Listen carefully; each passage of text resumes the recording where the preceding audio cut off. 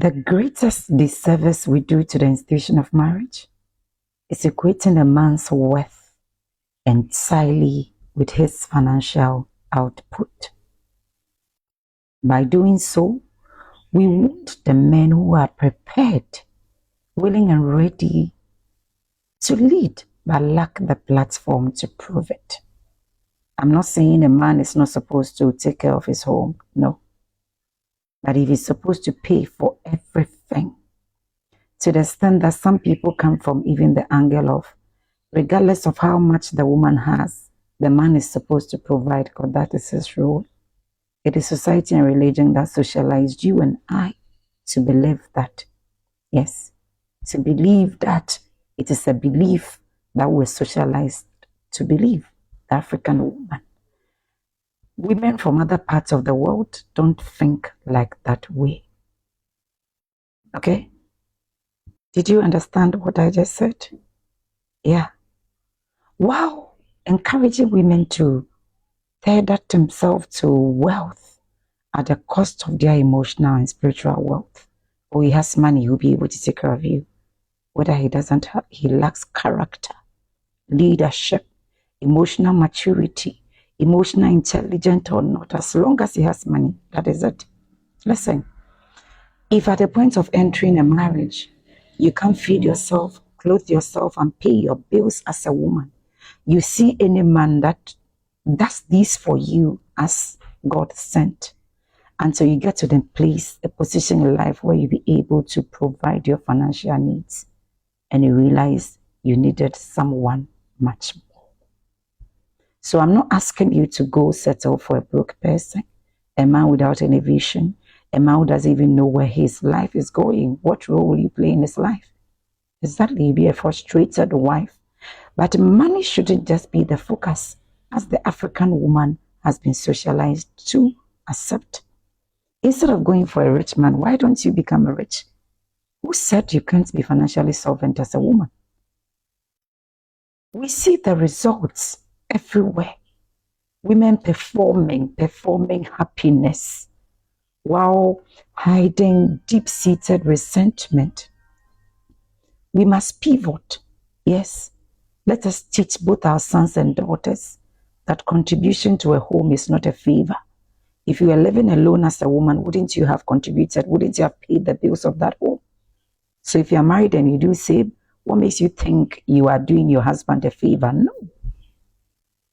It becomes troublesome when he's taking undue advantage of you as a wife. That is it. But every contribution you make into the home, into your children's lives, it's not a favor you are doing your husband. But it shouldn't be you doing it all by yourself and it's just there because you also want to be supportive, you're working, getting money, so you also sit back, unproductive, meaningless, and you are doing everything. No.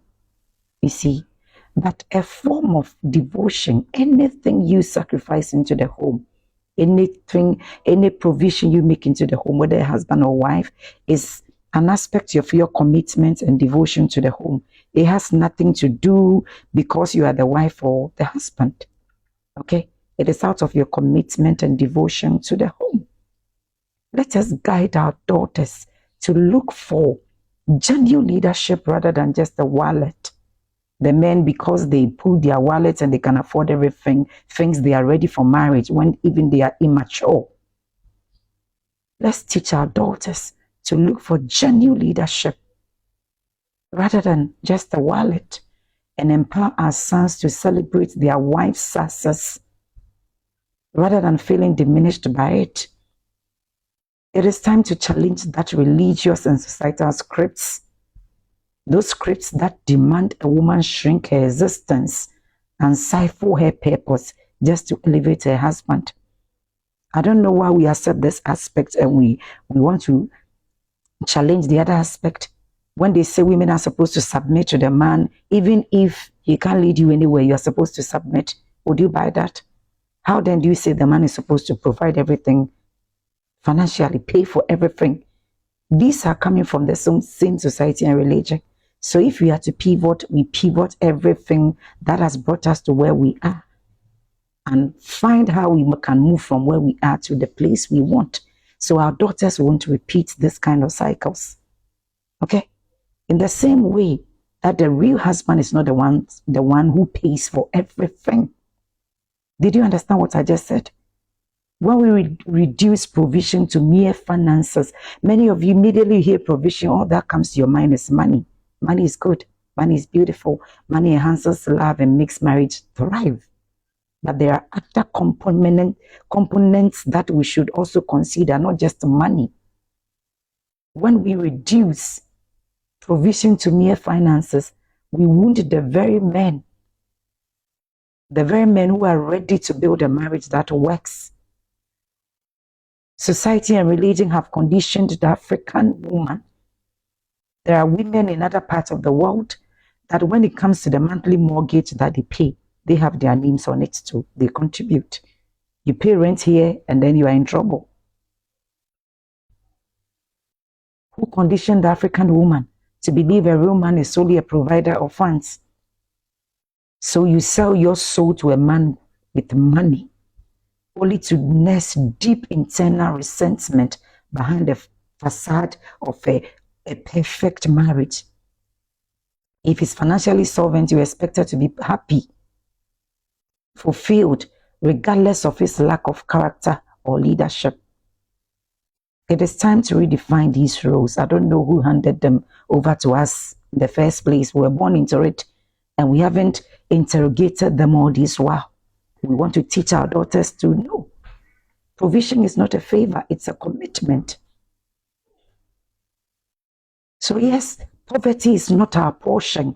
Don't you ever marry a poor man, a man without vision, without goals, without knowing where he's going with his life. He is not ready for marriage. Yeah, being poor in this age of opportunities, a man who can't even feed himself is not ready for marriage. So poverty is not our portion. That is not even a matter of as to why he's poor, he should deal with it. But expecting a man to provide for everything is a relic that is destroying marriages and our families. Yes, expecting a man to pay for everything. When society and religion measures a man's worth only by his bank account, we ignore the absence of character and leadership, the two most important components. A man with character and leadership will make sure he provides. You don't beg provision out of him. So without character and leadership, what have you signed out for as a woman? Haven't you seen all the fallout out there? Can't you make your own money? There's a huge difference between money that you have to go and beg, request, ask for, and money that you can consider yours. Two different things.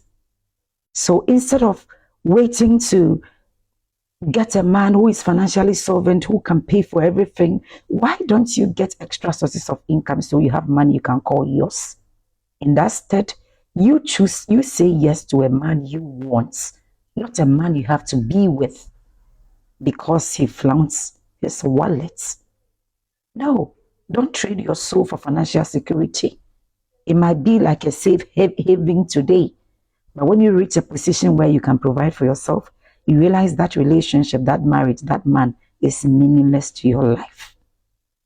Do you want to nurture your own inner resentment while the world sees you as a successful wife just because your husband is financially successful? And who told you that marrying a billionaire makes you a billionaire too? No, it is money that is yours. It is time to interrogate these roles. A relationship is not a transaction. It is a shared commitment. We need to raise our daughters and sons properly in this age so they don't repeat our foolishness by being with men and being with people who can't lead them anywhere. No meaning. Some women have turned into hospice wives. No meaning, no sense of direction, nothing. Nothing. Choose a man who has character, who has leadership. And every man you say yes to, know that you're giving your children an automatic father. Don't just think about yourself. Think about his leadership, his character, and how he's going to be there financially, emotionally, mentally, and physically present to the children you're going to have. If not, a whole generation, because of you, you would truncate their life. This is too serious than what you consider. So money is beautiful, but a man who has character and leadership together with the money is the goal, is the price, not just money. Something you can work and get some yourself as a woman. The Lady Keziah is money. Address the difficult yet necessary conversations we know we are supposed to have with our own selves and with the people we love. In the comment section, let me know what resonates with you. Yeah. Much love and blessings.